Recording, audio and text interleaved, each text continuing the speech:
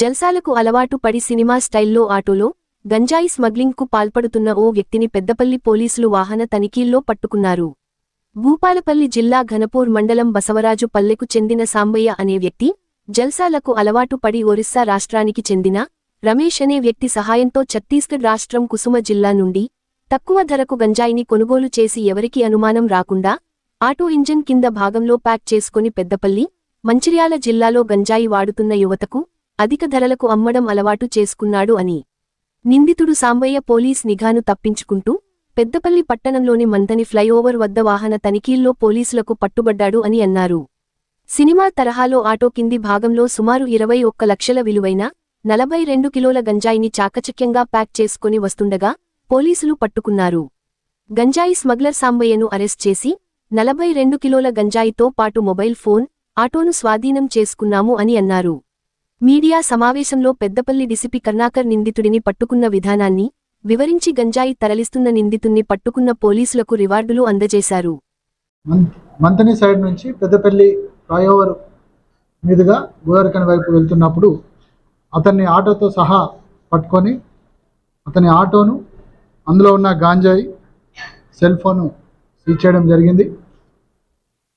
అతను గత కొంతకాలంగా ఈ జల్సాలకు అలవాటు పడి గాంజాయి ఒరిస్సా రాష్ట్రానికి సంబంధించిన వ్యక్తి సహాయంతో ఛత్తీస్గఢ్ రాష్ట్రం నుంచి వీళ్ళు గాంజాయి తక్కువ ధరకు అక్కడ కొని తీసుకొచ్చి పెద్దపల్లి జిల్లా, అదేవిధంగా మంచిర్యాల జిల్లాలకు సంబంధించి ఎవరెవరైతే గాంజాయి వాడుతున్నారో వాళ్లకు ఎక్కువ ధరకు అమ్మి వచ్చిన డబ్బులతో వీళ్ళు జల్సాలు చేయడం అనేది జరుగుతున్నది.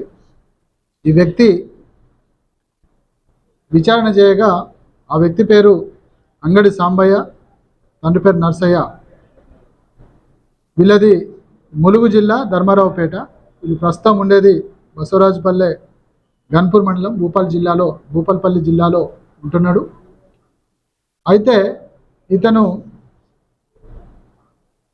ఎవరెవరైతే గాంజాయికి అలవాటు పడ్డారో ముఖ్యంగా స్టూడెంట్స్కు, యూత్ పిల్లలకు, అదేవిధంగా లేబర్కు ఇతను సప్లై చేస్తున్నట్టుగా తెలిసింది.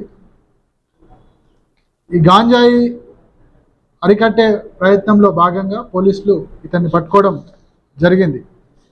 ఇతని దగ్గర దొరికినటువంటి గాంజాయిని తూకం వేయగా 41 కేజెస్ 0.88 కేజెస్ గాంజాయి, సుమారుగా 20,94,000 దాని వర్త్ ఉంటుంది. అది సీజ్ చేయడం జరిగింది. ప్రజలకు, తల్లిదండ్రులకు మేము చేసే రిక్వెస్ట్ ఏంటంటే వాళ్ళ యొక్క పిల్లల యొక్క ప్రవర్తన మీద, వాళ్ళ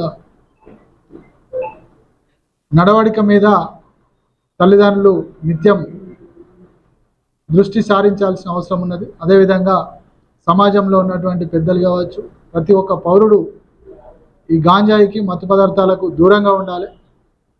వాటిని వాడినట్టయితే వాళ్ళ యొక్క ఆరోగ్యం క్షీణిస్తుంది.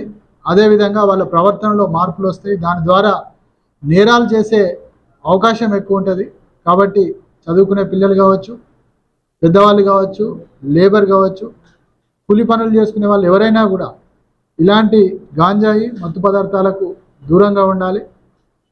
ఎలాంటి సమాచారం ఉన్నా కూడా గాంజాయి కానీ, లేకపోతే ఇతర డ్రగ్స్ కానీ, ఎలాంటి అసాంఘిక కార్యక్రమాలకు సంబంధించిన సమాచారం ఉన్నా కూడా దానికి సంబంధించిన ఇన్ఫర్మేషన్ పోలీసులకు తెలియజేయాలి. దాని ద్వారా సమాజం బాగా మంచిగా ఉంటుంది. వాళ్ళ యొక్క విధిగా వాళ్ళు తెలియజేయాలి. ఎవరైనా గాంజాయికి సంబంధించి కానీ, డ్రగ్స్కు సంబంధించి కానీ, మరే ఇతర అసాంఘిక కార్యక్రమాలకు సంబంధించిన సమాచారం కనుక పోలీసులకు తెలియజేసినట్టయితే వాళ్ళ యొక్క సమాచారాన్ని మేము సీక్రెట్గా ఉంచడం అనేది జరుగుతుంది. మన యొక్క సమాజాన్ని బాగా ఉండే విధంగా చూసుకోవాల్సిన బాధ్యత ప్రతి ఒక్కరి మీద ఉన్నది. కాబట్టి ఈ విషయాన్ని అందరూ దృష్టిలో ఉంచుకొని పోలీసులకు సహకరించాలని కోరుతున్నాను. అక్కడ పెద్దపల్లి సిఐ గారు, అతని స్టాఫ్, అదేవిధంగా ఎస్ఐ లక్ష్మణ్, వాళ్ళ స్టాఫ్ అందరు కలిసి మంతని ఫ్లైఓవర్ దగ్గర పరిసరాల్లో వెహికల్ చెకింగ్ చేస్తున్నప్పుడు వీళ్ళు అక్యూజుడు ఎవరైతే నిందితుడు ఉన్నాడో సాంబయ్య అనే వ్యక్తి ఒక సినిమాల్లో చూపించిన విధంగా గాంజాయిని ఆటో కింది భాగంలో పెట్టుకొని పైన ఏం లేనట్టుగా ఖాళీగా ఉన్నట్టుగా తీసుకురావడం జరిగింది. ఆటోను పూర్తిగా చెక్ చేసిన సందర్భంలో గాంజాయి ప్యాకెట్లు అనేది మనకు కనిపించడం జరిగింది. దాని ద్వారా అతన్ని అదుపులోకి తీసుకోవడం జరిగింది. అతన్ని విచారణ చేసినప్పుడు అతను నేరాన్ని అంగీకరించాడు. ఈ గాంజాయి కేసును ఛేదించినటువంటి సిఐ ప్రవీణ్, అదేవిధంగా ఎస్ఐ లక్ష్మణ్, వాళ్ళ స్టాఫ్ అందరినీ ప్రతి ఒక్కరిని నేను అభినందిస్తున్నా. వాళ్ళందరికీ కూడా అప్రిషియేషన్ ఇవ్వడం జరుగుతుంది. మరిన్ని లేటెస్ట్ అప్డేట్స్ కోసం SN తెలుగు న్యూస్ టీవీ ఛానల్ని సబ్స్క్రైబ్ చేయండి, లైక్ చేయండి, షేర్ చేయండి.